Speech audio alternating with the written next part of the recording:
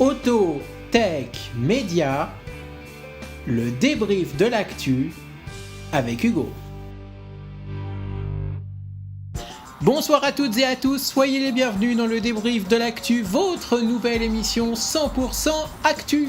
Chaque soir, du lundi au vendredi, je vous retrouverai pour débriefer l'actualité high-tech, mais aussi l'actualité média et automobile du jour. Et n'hésitez pas bien sûr à réagir à l'émission avec le hashtag LDA, ça se passe sur les réseaux sociaux, Twitter, Facebook, mais aussi Google+. Et je peux vous dire que pour cette grande première du débrief de l'actu en ce lundi 3 juillet 2017, je vous ai préparé une émission, mais je peux vous dire avec des infos 100% inédites et des infos 100% mercato, entre autres, dans l'actualité média de ce lundi 3 juillet 2017. Et je suis sûr que vous posez une question, mais quel est le programme de cette grande première du débrief de l'actu ? Eh bien, on découvre tout de suite le sommaire de ce soir.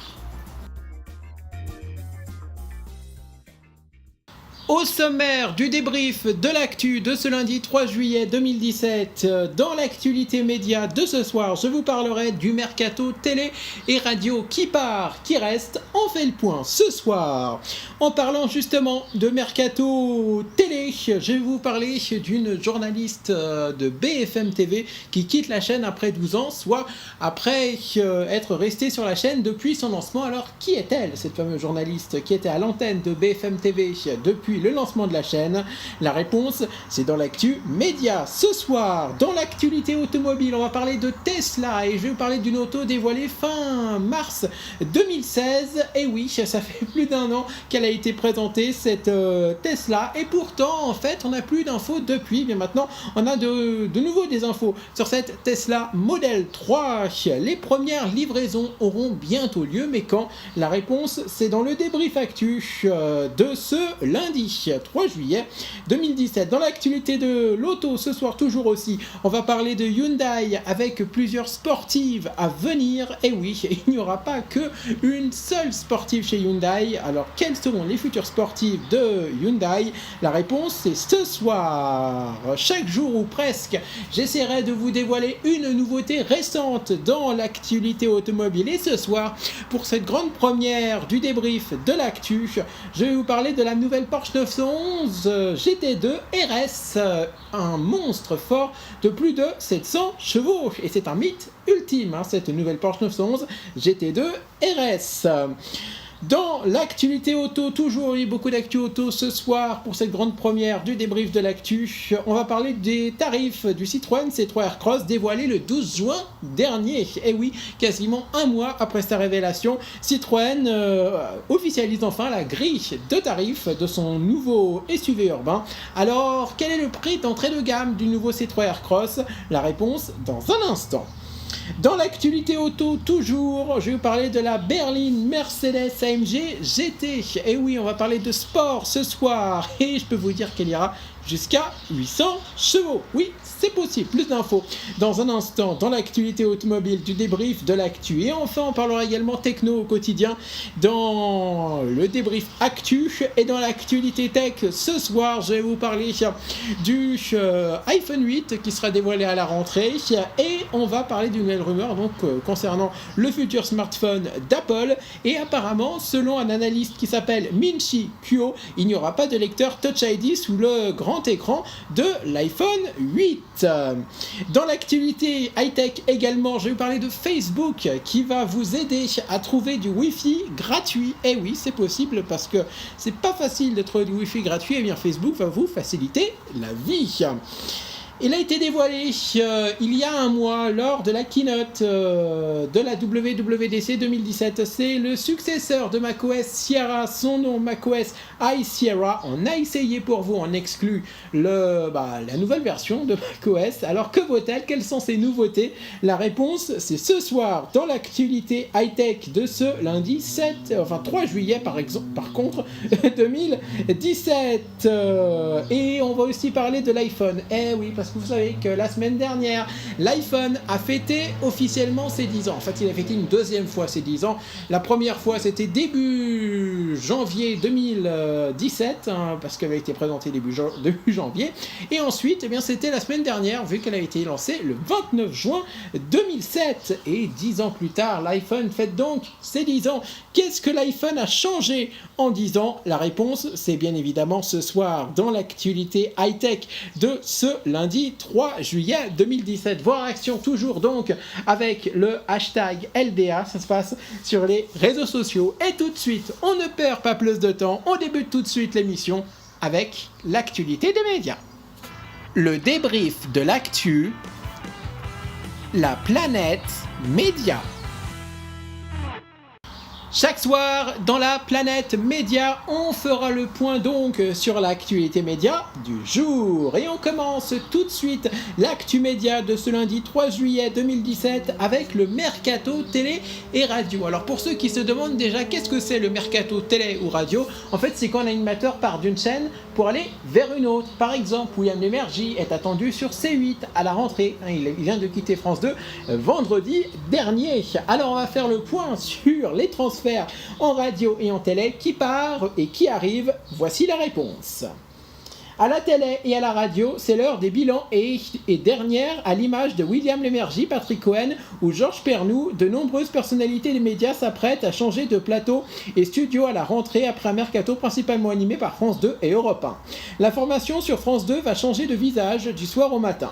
David Pujadas a quitté début juin les commandes du 20h qu'il pilotait depuis 16 ans et sera remplacé à la rentrée par Anne-Sophie Lapix qui animait C'est à vous sur France 5.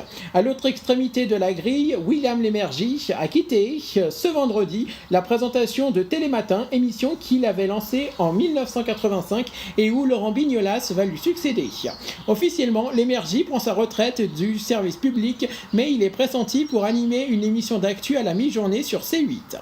Autre nouveauté chez France 2, le retour des enfants de la télé, l'ex-émission d'Arthur sur TF1 avec Laurent Ruquier en présentateur. Suivez le guide, une émission sur le patrimoine avec Stéphane Bern et Laurent Deutsch. Et pour doper ces après-midi, elle a deux mises sur Daphné Burki, débauchée de C8 pour animer un nouveau magazine. Peu de changements sont en revanche annoncés au sein du groupe TF1. LCI, en attendant peut-être David Pujadas, va accueillir à la rentrée Roselyne Bachelot, l'ex-ministre qui s'est reconvertie avec succès dans les médias. La chaîne perd en revanche l'une de ses locomotives, Yves Calvi, donné partant pour Canal+. Au sein du groupe Canal+, Cyril Hanouna, la locomotive de C8, a promis de faire prendre un virage à son talk show Touche pas mon poste, avec plus de séquences hors plateau, après une saison marquée par des incidents qui ont déjà valu à la chaîne une lourde sanction du CSA. Sur CNews, la chaîne d'info du groupe, Jean-Marc Morandini devrait retrouver l'antenne à la rentrée. Sur NRJ12, chaîne très prisée des jeunes, la vedette de la télé-réalité Nabila va faire son grand retour d'ici quelques mois avec sa propre émission, un road trip avec son compagnon à travers l'Australie. Sur France 3, Georges Pernou a présenté ce vendredi son dernier Thalassa et sera remplacé cet automne par Fanny Agostini, présentatrice météo sur BFM TV. À la radio, c'est Europe 1 dont les audiences sont en chute qui a frappé le plus fort en débauchant Patrick Cohen, l'animateur de la matinale de France Inter, la plus écoutée du paysage radiophonique de France. Le journaliste a fait vendredi ses adieux à ses collègues de France Inter. La grille de la station, qui a recruté plusieurs autres pointures de France Inter, dont le très respecté directeur Frédéric Schlesinger, va être renouvelée en profondeur. Outre Cohen, elle a embauché Daphné Burki et selon le Parisien, Christophe Ondelat, qui présentait une émission de faits divers, va reprendre la tranche d'info 17-19h. Enfin, d'après Télérama, Frédéric Tadei va récupérer l'horaire 19-21h. Sur France Inter, le départ de Patrick Cohen a déclenché des changements en cascade. La matinale va être reprise par le duo Nicolas Demorand, Léa Salamé et Fabienne Sintès va quitter France Info pour animer le 18-20h de la radio publique généraliste. Par effet de ricochet, la radio France Info a recruté Bruce Toussaint pour lui confier sa matinale. Dans ce jeu de chaises musicales, plusieurs noms connus sont pour l'instant sans affectation, à commencer par David Pujadas, même si des rumeurs insistantes l'envoient sur LCI. Et en parlant justement de chaîne info, on va parler d'une chaîne info concurrente de LCI, c'est BFM TV. Et BFM TV qui perd l'une de ses journalistes qui était présente sur la chaîne depuis le lancement de la chaîne il y a 12 ans. Et cette journaliste, c'est Stéphanie de Muru. La journaliste faisait partie des figures de l'antenne de la chaîne du Canal 15 depuis sa création. BFM TV perd une figure historique de son antenne. Hier, entre 11h30 et 12h, Stéphanie de Muru a présenté son dernier journal sur BFM TV. C'est elle qui l'a annoncé sobrement avant de faire ses adieux après près de 12 ans de bons et loyaux services. C'était un plaisir de vous annoncer les bonnes et malheureusement souvent les moins bonnes nouvelles depuis les débuts de la chaîne, a-t-elle déclaré avant de souffler une page se tourne. Figure de la chaîne du Canal 15 depuis novembre 2005, Stéphanie de Muru faisait partie, à l'instar de Ruth Elkreyev et Thomas Misraki, des derniers journalistes présentateurs de BFM TV à être présents depuis les débuts de la chaîne. En charge de la tranche 10h-14h de Non-Stop Weekend, cette saison, la journaliste avait débuté sur BFM TV en co-animant avec Thomas Misraki la toute première matinale de la chaîne d'information. Par la suite, elle a animé les journaux dans différentes cases, la semaine comme le week-end. Le départ de Stéphanie de Muru intervient alors que BFM TV sera privé de quelques-uns des visages féminins emblématiques de son antenne à la rentrée prochaine. Après 7 ans de bons et loyaux services, Pascal de la Tour du Pin vient de faire ses adieux à la matinale de la chaîne d'information. Elle sera dès la rentrée l'un des nouveaux visages de LCI. De son côté, après 6 ans passés à la tête de la météo de BFM TV, Fanny Agostini deviendra en septembre le nouveau capitaine de Thalassa sur France 3. Et on va terminer avec un extrait télé. Et oui, et c'est les premiers mots de Laurent Bignolas dans Télématin. C'était ce matin à 6h30, tout pile en direct sur France 2. Et oui, on attendait à la rentrée. En fait, il arrivait par surprise ce matin sur France 2, le successeur de William Lémergie, donc Laurent Bignolas, qui présentait cette saison la matinale de France Info Télé. Et je vous propose tout de suite d'ailleurs de retrouver les premiers mots de Laurent Bignolas à la tête de Télématin. C'était ce matin sur France 2. Écoutez. Bonjour, nous sommes le lundi 3 juillet. C'est très sympa d'être avec nous ce matin en ce début de vacances pour certains, mais pas pour tout le monde. Vous ne serez pas déçus parce qu'au cours de cette première demi-heure, on va s'intéresser justement au premier départ en vacances. Vous savez qu'il y a du monde sur les routes depuis ce week-end. On va s'intéresser aux routes, mais avec notre historien Frédéric Gersal, parce que ça ne date pas d'hier, les routes. Il y avait les Romains, bien sûr, mais bien d'autres, après, ont pris la suite pour une fluidité de la circulation sur notre territoire. C'est un vieux problème. En attendant, c'est l'heure du premier journal. Il est présenté par Gian Benzina et Anne-Claire Louise et Gabriel. Bonjour mesdames. Laurent Bignolas a donc pris officiellement ses fonctions de présentateur titulaire de Télématin. C'était ce matin à 6h30 en direct sur France 2. Allez, on passe tout de suite à l'actu auto du jour. Le débrief de l'actu, le Focus Auto. Le Focus Auto, c'est le débrief de l'actualité automobile du jour. Et on va parler d'un modèle électrique pour commencer ce Focus Auto de ce lundi 3 juillet 2017. On va parler de la Tesla Model 3 et des premières livraisons qui interviendront dès la fin juillet 2017. Elon Musk, le patron de Tesla, avait promis une annonce hier pour le lancement de la Model 3. C'est chose faite puisque le numéro 1 du constructeur a annoncé que la marque commencerait les livraisons dès la fin juillet, soit 2 semaines en avance. Mais ce sera au départ, en tout cas, au compte-gouttes. Nous en savons enfin un petit peu plus au sujet de la Tesla Model 3. Après des mois de photos en fuite, d'informations en tout genre et de déclarations du patron de Tesla, c'est désormais officiel. Les premières livraisons débuteront fin juillet aux États-Unis. Si vous avez précommandé un exemplaire de l'auto, n'espérez cependant pas trop la recevoir d'ici la fin de l'année, puisque ce sont dans un premier temps les salariés et clients californiens de Tesla qui sont concernés par ces arrivages précoces. Une fête de lancement est programmée pour le 28 juillet dans l'usine américaine de Tesla pour remettre les clés des 30 premières Model 3 aux clients.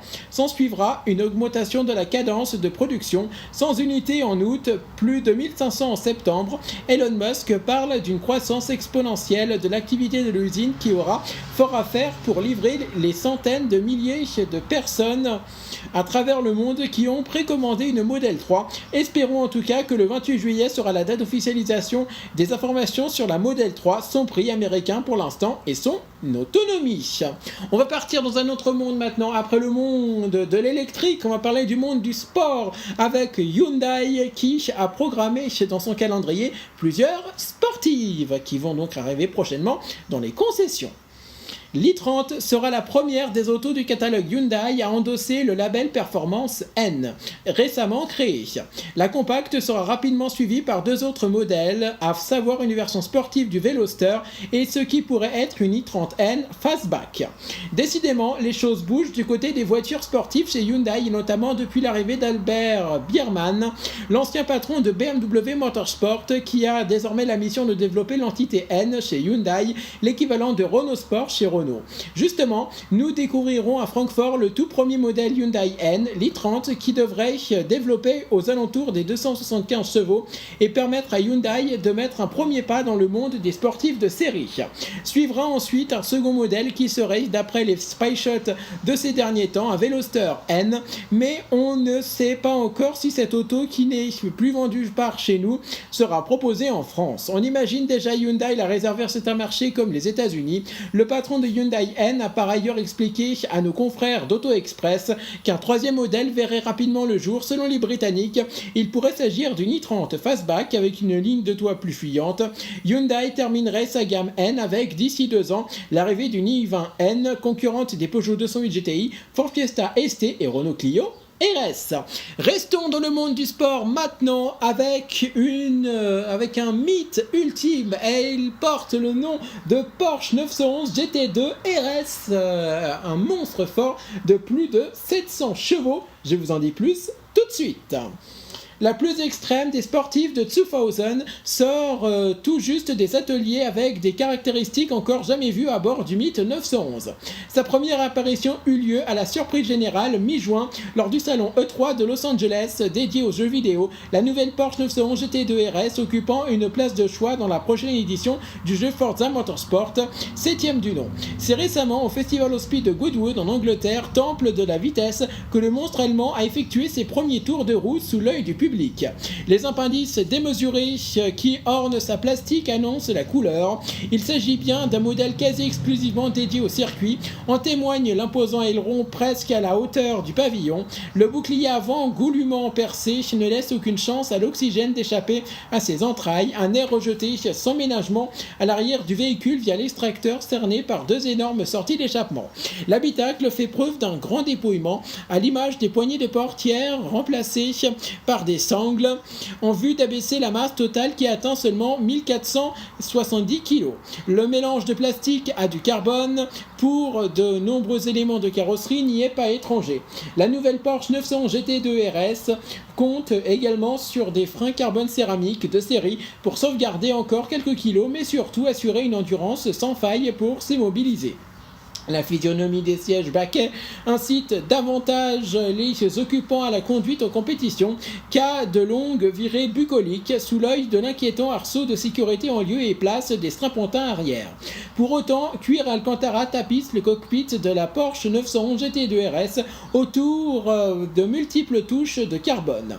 La touche finale est brodée sur les appuis-têtes, en l'occurrence le tracé du circuit de Weissach, propriété de Porsche pour la mise au point de tous ses modèles. Sous le capot, le moteur situé en position arrière est extrapolé du 3,8 litres de la 911 Turbo S, gavé par deux turbos pour revendiquer 700 chevaux et 750 Nm de couple.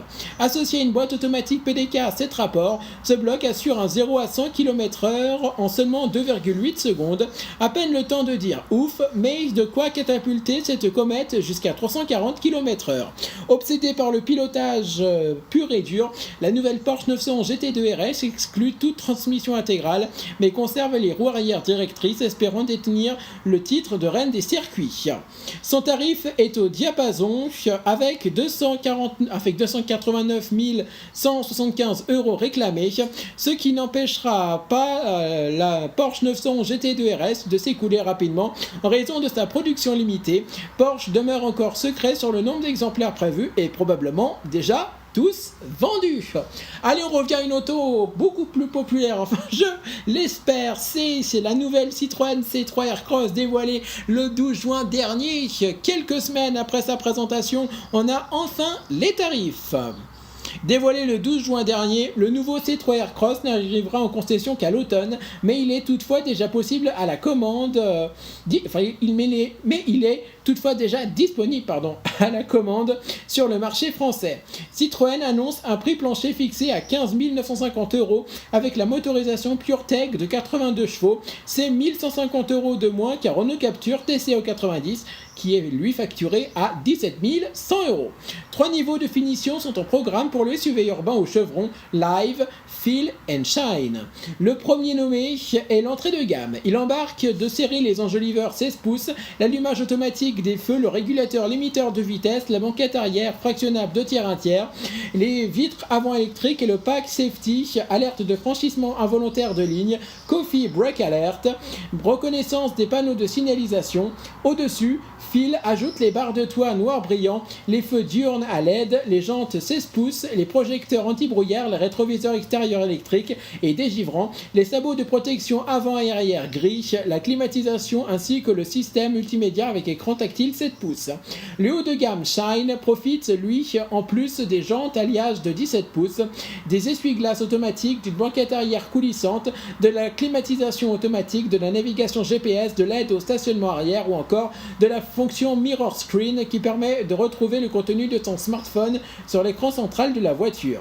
Fortement personnalisable, le C3 Aircross propose 90 combinaisons extérieures grâce à 8 couleurs de caisse, 3 teintes de toit et 4 packs color, éléments de couleur au niveau de la vitre de costole, des barres de toit, des coques de rétroviseur. À bord, 5 ambiances différentes sont au menu, l'ambiance de série et les ambiances Metropolitan Grey, Urban Red, Hype Mistral et Hype Colorado. Sous les capots, 3 motorisations essence, 1 litre de PureTech de 82, 110 et 130 chevaux et 2 blocs diesel 1 litre 6 Blue HDI de 100 et 120 chevaux sont disponibles en boîte manuelle ou automatique à 6 rapports. Et on termine enfin l'actu auto de ce lundi soir avec la berline Mercedes AMG GT. Oui, la berline de série donc issue du concept car qui a été dévoilé en mars dernier du côté du salon de Genève. Et bien cette auto tricorps AMG GT ira jusqu'à 800 chevaux. Jusqu'ici, AMG n'a conçu que 2 voitures à partir d'une feuille blanche, la SLS et la GT, coupé et cabriolet. Le 3e membre de la famille est en chemin et il s'agit d'une berline 4 portes dérivée du style de la GT. L'auto aura droit à une version hybride dont la puissance atteindrait les 800 chevaux. Mercedes a dans sa ligne de mire Porsche et sa Panamera. Le constructeur à l'étoile prévoit en effet de lancer 2 nouvelles berlines haut de gamme, dont une conçue spécifiquement par le préparateur AMG. La berline AMG GT sera présentée dans les prochains mois, mais chez nos confrères d'Autocar nous en disent plus à son sujet puisqu'ils annoncent l'arrivée d'une première version à moteur V8 biturbo et 4 roues motrices de 600 chevaux. Ce sera assez pour supplanter toutes les versions de la Panamera sauf une, la Turbo S e-Hybrid et ses 680 chevaux. Heureusement, Mercedes aurait dans les cartons une version hybride de la berline AMG GT avec à la clé environ 800 chevaux. Cette mouture ne verrait pas le jour avant 2019, le temps que les premières ventes de l'AMG GT se fassent.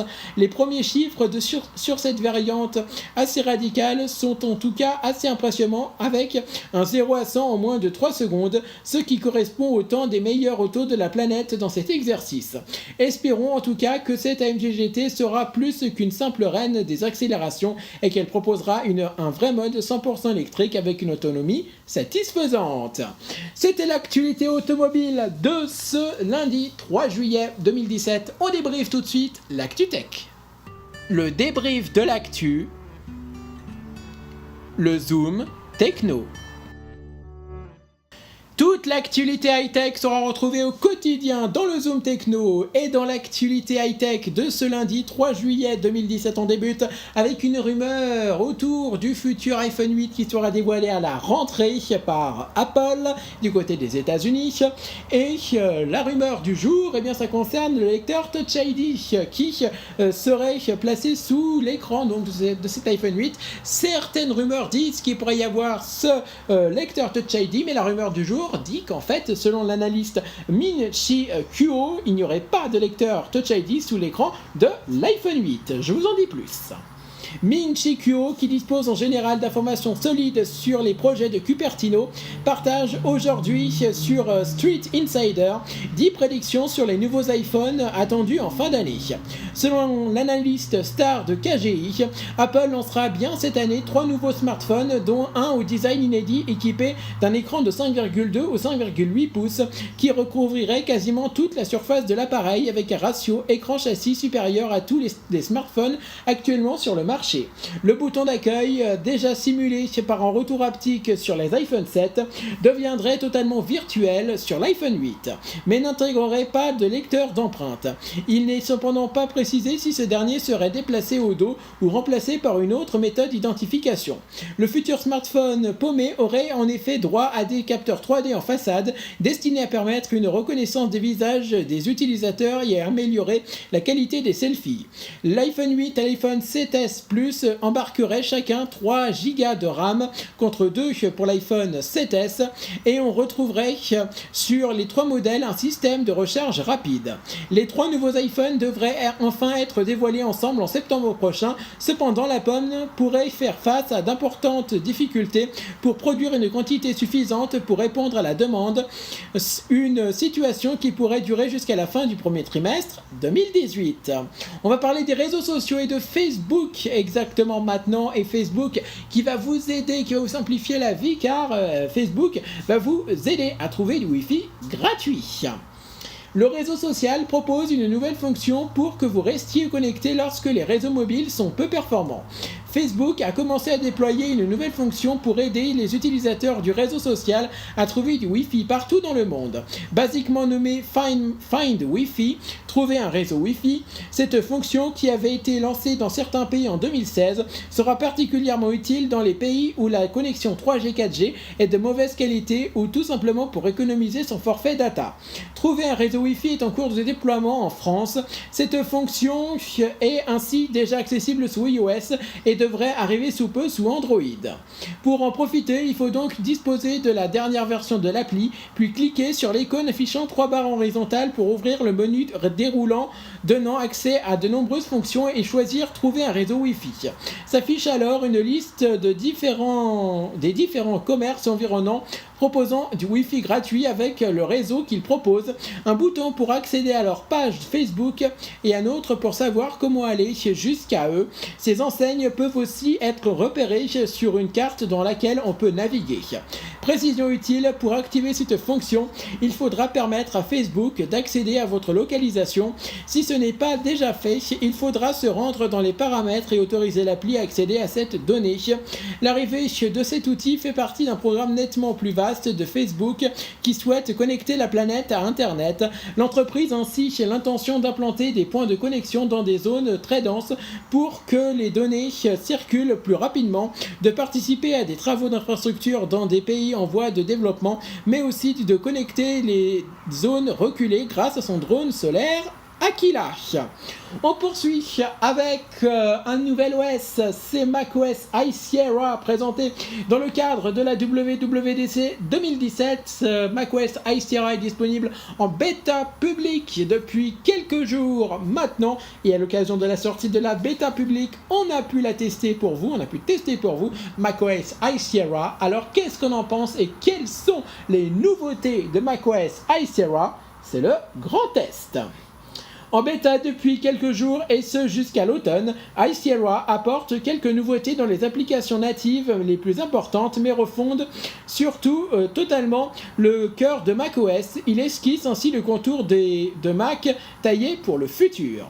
High Sierra, c'est un peu notre nouveau Snow Leopard. Dans les couloirs de la WWDC 2017, la plaisanterie très geek, bien entendu, en forme de presque excuse, fonctionnait bien. En effet, comme à l'époque DOS un nom de félin, High Sierra pourrait passer pour une simple itération d'amélioration plus ou moins majeure sous le capot. Comme Snow Leopard avait optimisé les performances de Leopard, High Sierra peaufinerait celles de Sierra. Sauf que cette année, les changements paraissent malgré tout bien plus profonds et plus chargés de marquer une transition forte, de poser les fondations d'un avenir qu'on souhaite long et riche en innovation. Pour en prendre la mesure, nous l'avons installé sur un MacBook Pro. Attention toutefois, si la bêta publique est accessible à tous, mieux vaut l'éviter de l'installer sur votre machine principale, bêta oblige. Il est possible que vous rencontriez des petits problèmes de compatibilité avec des logiciels que vous utilisez tous les jours. High Sierra est donc riche en améliorations cachées, à commencer par le nouveau système de fichiers introduit l'année dernière avec iOS et qui deviendra la norme sur les Mac à l'automne prochain, l'Apple File System ou APFS. Après plus de 30 ans et de bons et loyaux services, il était grand temps que le HFS rende les armes et prenne une retraite justifiée. Depuis 1985, les usages, les fichiers à générer, leur taille, les supports, tout a changé. Comment reprocher à ce système de fichiers de ne plus être en adéquation avec son temps? Voilà pourquoi Apple a introduit l'Apple File System, un nouveau venu qui sera appelé à évoluer avec le temps, mais qui justement a été pensé pour cela, nous confier des représentants d'Apple. Il a également été conçu pour se décliner au travers de toute la gamme de produits du géant américain. On le trouvera ainsi aussi bien dans les futurs Mac Pro que dans la Watch. Développé pour générer au mieux des fichiers gigantesques, comme on en trouve quand on édite des fichiers vidéo 4K, l'APFS, qui est entièrement en 64 bits, est également taillé pour les disques hybrides et les SSD, dont les cycles de lecture-écriture sont comptés, puisqu'il écrit les données de manière bien plus optimisée.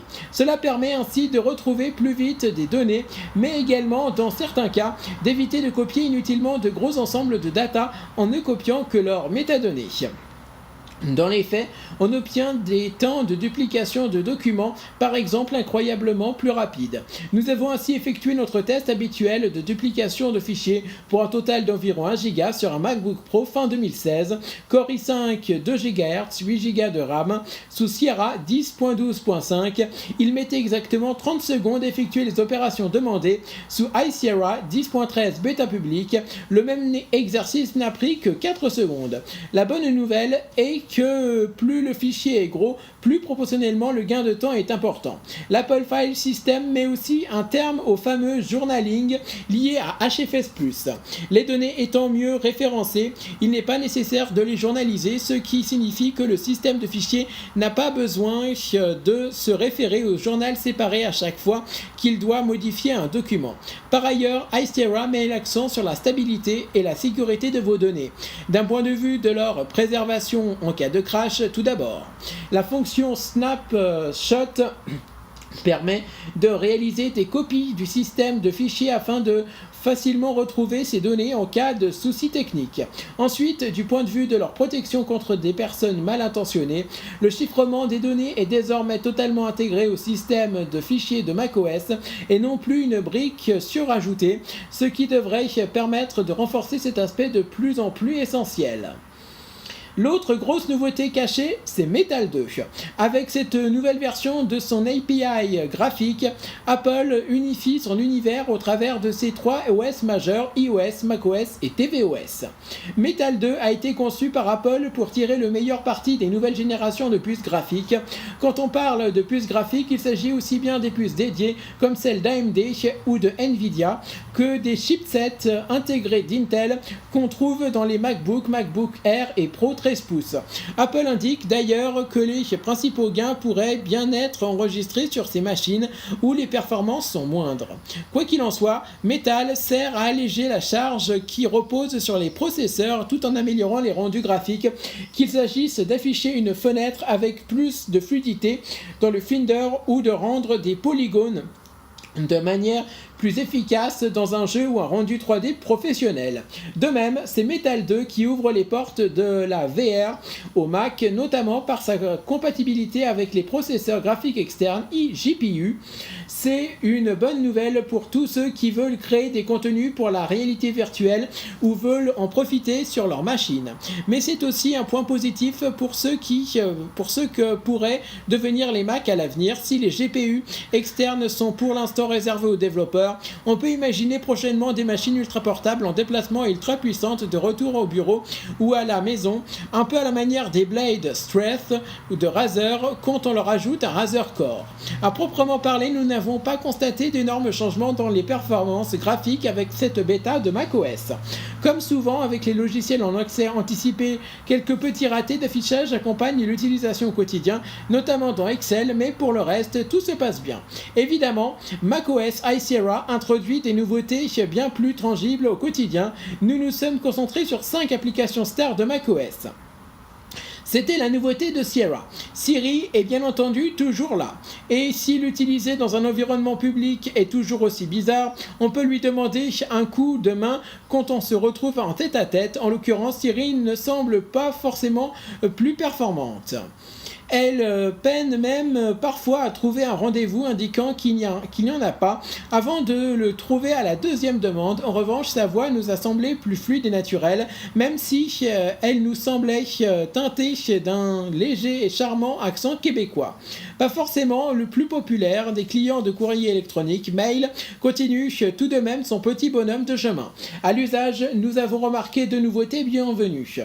La première séduira les adeptes du plein écran qui demeure un bon moyen d'éviter des distractions quand on veut se concentrer sur une tâche.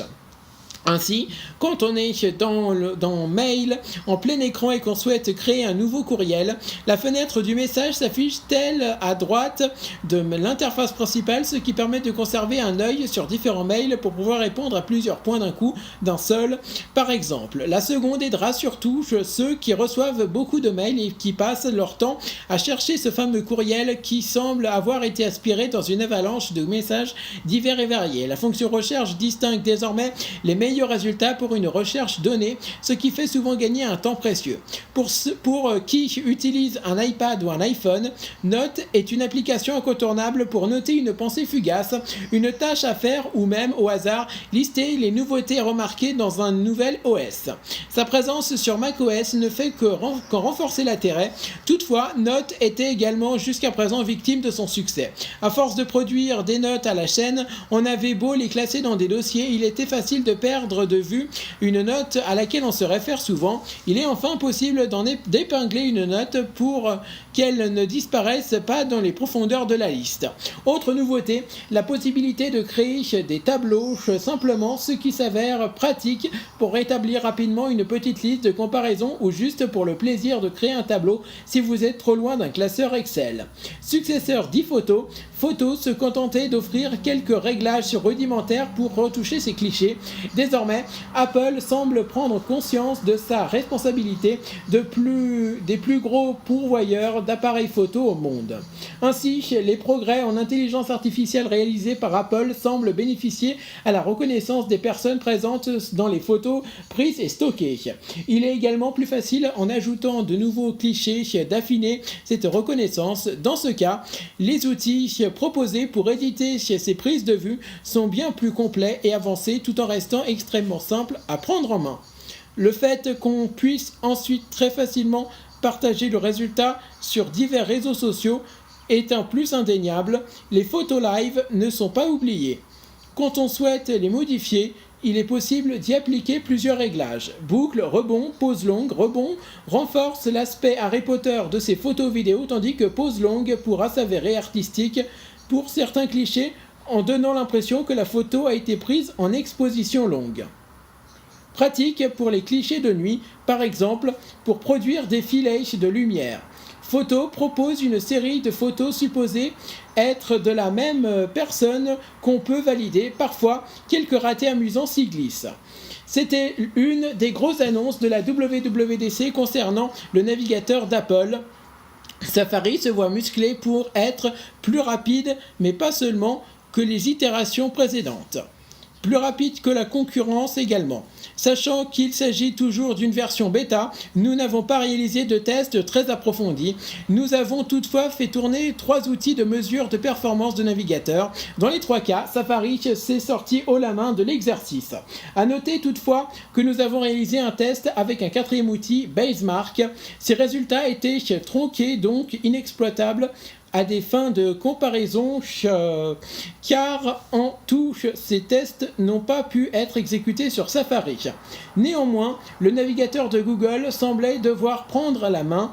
Au-delà des performances, Safari introduit une nouvelle fonction bienvenue. Elle permet de bloquer la lecture automatique des vidéos sur les sites web, qu'il s'agisse de la vidéo principale d'une page ou d'une publicité un peu invasive.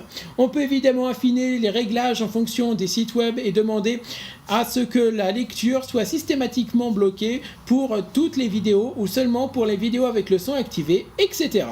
Pour l'heure, macOS High Sierra en est à sa 2e bêta grand public. Comme souvent, l'expérience est émaillée de petits bugs d'affichage, mais l'OS demeure très stable et plutôt performant. À l'utiliser depuis plusieurs jours en parallèle d'iOS 11, il est difficile de ne pas avoir l'impression que macOS est un peu délaissé au profit de son homologue mobile et que c'est ce système bien plus répandu et utilisé désormais qui donne le là et retient l'attention. Néanmoins, les nouveautés en coulisses et les quelques ajouts dans les applications les plus populaires font de ce macOS 10.13 un pas majeur du système d'exploitation pour PC d'Apple. Elles inscrivent le Mac dans un futur prometteur. La gratuité de High Sierra à l'automne devrait enfin ôter un frein supplémentaire à son adoption. Si certaines frustrations demeurent qui demanderont d'attendre la version finale pour être exprimées, le constat est là, plus rapide, plus puissant, plus sûr et toujours gratuit. Que demander de plus? Et on termine enfin l'actu tech et le débrief de l'actu de ce lundi soir avec ce que l'iPhone a changé en 10 ans. Et oui, parce que la semaine dernière, l'iPhone a fêté ses 10 ans. Alors qu'est-ce qu'il a changé en 10 ans? En voici tout de suite la réponse dans le débrief de l'actu. 10 ans après l'iPhone, beaucoup de secteurs technologiques ont été bousculés par son arrivée. Interface, applications et appareils photographiques sont quelques-uns des secteurs impactés en profondeur. C'est certainement la dernière grande révolution de l'informatique au sens large. En 10 ans, l'iPhone a complètement bousculé le monde de la téléphonie mobile en devenant la référence copiée par tous. Parmi les avancées permises par le smartphone d'Apple, 5 sont emblématiques de cette révolution. Et on commence avec la première, c'est l'interface tactile. C'est la première chose qui avait marqué chez tous ceux qui utilisaient l'iPhone pour la première fois en 2007. En combinant un écran capacitif et le multitouch, Apple avait tout simplement créé l'interface moderne. Glisser son doigt sur l'écran pour faire défiler une liste ou passer à la page suivante, pincer pour zoomer, autant de mouvements qui sont désormais entrés dans le langage courant d'interaction avec un écran.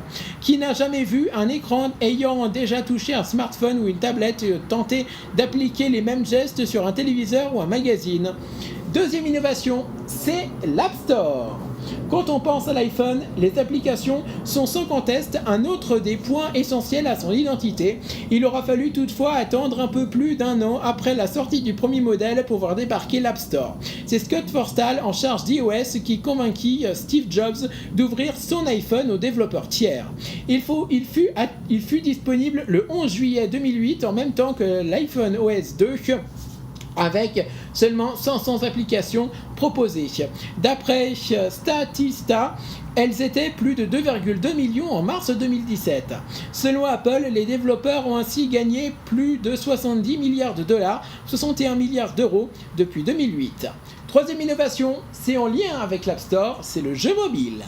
Le carton de l'App Store est aussi dû aux nombreux jeux qui y sont sortis. Là encore, certains ont fait la fortune de leurs éditeurs, sortis de presque nulle part. On pense évidemment à Rovio pour Angry Birds, King pour Candy Crush Saga, ou le seul Nguyen Ah Dong qui avait défrayé la chronique avec le désormais légendaire Flappy Bird. Ces trois éminents représentants du casual gaming pour joueurs occasionnels ne doivent cependant pas faire oublier d'autres pépites. On pense par exemple aux Zelda-like Ocean Horn qui se paye le luxe d'au moins égaler son inspirateur. L'iPhone combiné à l'Apple Watch ont aussi permis de nouveaux styles de narration, comme l'a montré Lifeline, un jeu d'aventure qui se joue essentiellement via les notifications de l'un ou l'autre de ces appareils. Ces éditeurs ont également montré qu'un autre modèle économique était possible pour le jeu vidéo. Plutôt que de vendre des jeux très chers, beaucoup étaient abordables, seulement 9€ pour Ocean Horn, voire gratuit et financé par la publicité. Mais le modèle dominant est désormais celui de l'achat intégré. Le jeu est gratuit, mais le joueur peut y dépenser beaucoup par petits coups pour acheter des options lui permettant de progresser plus vite, par exemple. On poursuit avec la quatrième innovation, c'est le web mobile. Lors de la keynote de présentation de l'iPhone en janvier 2007, Steve Jobs était très fier de montrer comment la version embarquée du navigateur Safari permettait de surfer sur les vrais sites et non pas sur des versions mal adaptées aux petits écrans de type WAP. Grâce à un astucieux système de zoom, on pouvait agrandir la page pour se concentrer sur la partie qui intéressait l'utilisateur. Pourtant, ce système a vécu. Avec l'explosion de l'utilisation des smartphones depuis 10 ans, les sites ont fini par s'adapter. Tout d'abord en abandonnant presque tous le Flash, non supporté par Safari et encore moins par Steve Jobs, mais surtout en proposant des pages responsives. Leur affichage s'adapte désormais à la taille de l'écran sur lequel il est consulté, smartphone, tablette ou ordinateur. Il faut dire que depuis novembre 2016, selon StatQuinter, le surf mobile est plus important que le surf depuis un PC de bureau. On poursuit avec l'appareil photo. Si le tout premier iPhone et son capteur de 2 mégapixels sans autofocus n'étaient pas très satisfaisants, les modèles suivants ont tout simplement enterré les appareils photo compacts. D'après les chiffres du cabinet GFK, il se vendait en France encore 5,5 millions d'appareils photo par an en 2010. Avec ce pic, la dégringolade fut brutale. En 2016, il s'en vendait seulement 1,5 million. Il suffit de consulter la page des appareils les plus utilisés sur Flickr pour se rendre compte de l'ultra-domination d'Apple. Sur les 5 appareils les plus utilisés, 4 modèles différents d'iPhone trustent les premières places, la 5e étant le Samsung Galaxy S6. Au classement par constructeur, Apple arrive ainsi en tête devant l'historique Canon. Et on finit enfin avec l'art et la manière de tout combiner. La possibilité d'avoir un appareil photo en permanence dans la poche, sa rapidité et le partage en ligne immédiat des photos ont permis à l'iPhone de rester pendant longtemps la référence du marché des smartphones photo.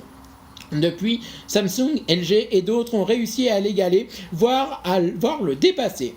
On pourrait ajouter à ces 5 points la manière dont l'iPhone a initié le Quantified Shelf, cette façon de mesurer toutes ses activités, aussi bien avec des applications tierces comme Sleep Cycle qu'avec sa propre offre avec santé. Munis d'accéléromètres, les iPhones puis les smartphones dans leur ensemble ont également amorcé la popularisation de la réalité augmentée et virtuelle, mais le plus important est finalement la manière dont l'appareil fait le lien entre toutes ces fonctionnalités. Beaucoup de concurrents avaient essayé auparavant, mais en vain. Il y a donc bien eu un avant et un après iPhone. C'était le débrief de l'actu. Ravi d'avoir été avec vous ce soir. On se retrouve bien sûr demain, même heure, même endroit, pour débriefer l'actualité tech, médias et auto du jour. N'hésitez pas toujours bien sûr à commenter avec le hashtag LDA. Moi je souhaite une bonne nuit, une bonne journée et je vous retrouve bien sûr en pleine forme demain pour le débrief de l'actu. Bye bye.